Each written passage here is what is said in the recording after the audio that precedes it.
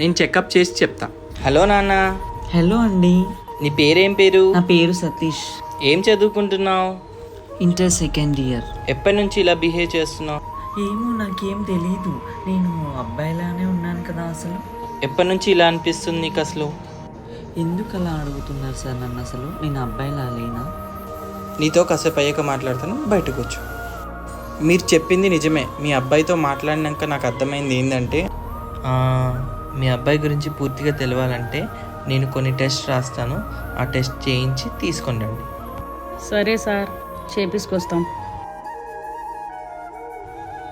సరే అమ్మా, ఈ టెస్టులు చేయించి తీసుకొని రండి. సార్ ఇదిగోండి సార్ రిపోర్టు. అమ్మా, రిపోర్ట్స్ వచ్చాయి, కానీ కొన్ని విషయాలు చెప్తాను, మీరు బాధపడకూడదు.